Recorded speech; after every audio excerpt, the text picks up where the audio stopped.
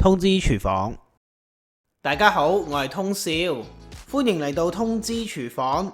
今日我想同大家介紹一個簡單嘅蝴蝶酥做法，做出嚟嘅蝴蝶酥真係成隻蝴蝶咁嘅樣㗎。我用嘅係一般超市買返嚟現成嘅急凍酥皮，通常放喺室溫度，放置佢15到20分鐘，令到佢軟身就可以用㗎喇。喺塊酥皮上邊，我哋先搽上啲軟身嘅牛油，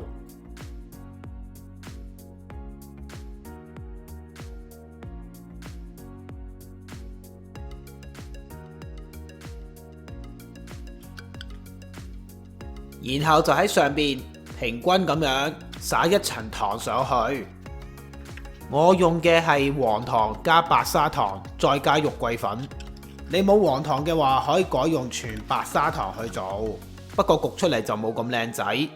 肉桂粉如果你唔喜歡嘅話，你係可以選擇唔落㗎。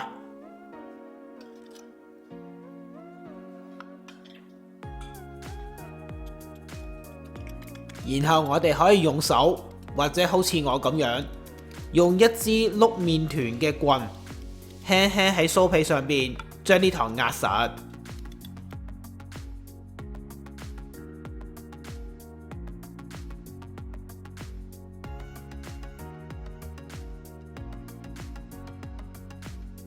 留意一下畫面點樣摺個酥皮，將左右兩邊嘅酥皮平均對摺2次。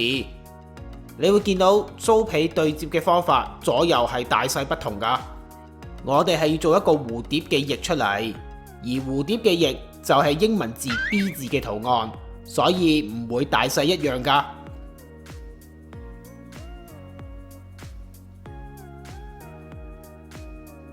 酥皮依家太軟身啦，所以最好摺完之後就放入冰格嗰度，將酥皮雪返硬佢，先繼續下一步。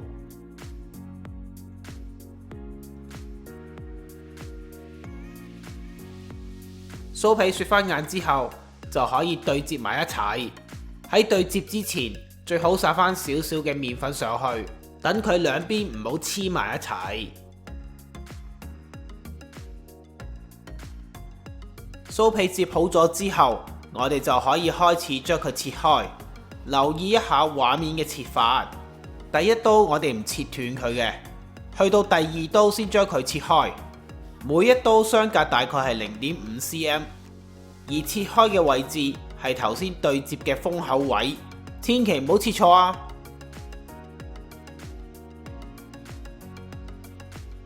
做咩無啦啦切我出嚟啊？我唔同你玩啊！拜拜。切好嘅酥皮就好似我咁樣，用手將佢抹開，再用手將酥皮左右兩邊對摺嘅位置抹開，咁就做到蝴蝶兩對嘅翼出嚟啦。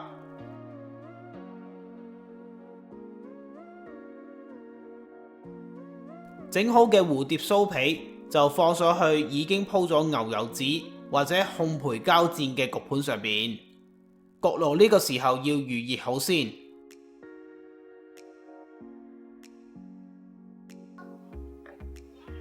最後用手將啲酥皮整理一次之後，就可以喺酥皮上面搽上蛋漿，然後用指定嘅時間同溫度將佢焗到金黃靚仔。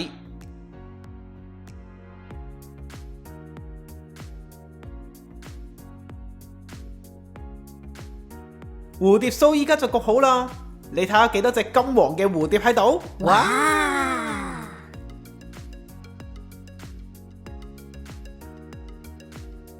喺室溫等咗一陣之後，當啲蝴蝶酥唔係太熱嘅時候，我哋就可以搽啲糖漿上去。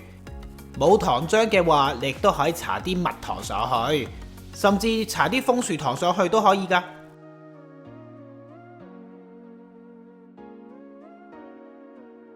最後我喺每塊蝴蝶酥上邊都插上2支 pretzel stick， 一啲鹹餅乾條，愛嚟做佢嘅觸鬚，等佢望落去更加靚仔。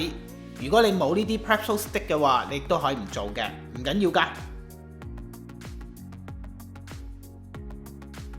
呢個蝴蝶酥真係好簡單易做，而且真係同蝴蝶一樣樣㗎，係名副其實嘅蝴蝶酥。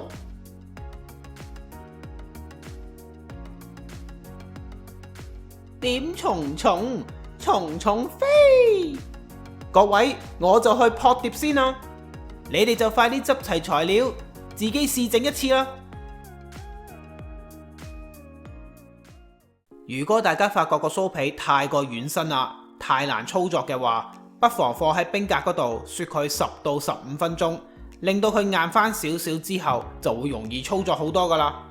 你可以唔需要焗晒啲蝴蝶酥噶，整好嘅蝴蝶酥嘅酥皮可以放喺冰格嗰度儲存，大概可以儲存3到6個月，都唔會有咩問題噶。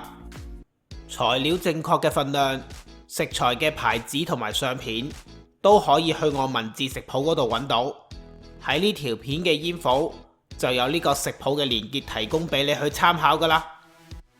通知廚房仲設立咗網友交流專區，歡迎大家加入，同其他網友互相交流、互相學習。大家記得要 like 同埋 share 呢條短片，仲要記得訂閱同埋撳埋隔離個鐘仔，咁我新片一出先可以通知到你噶。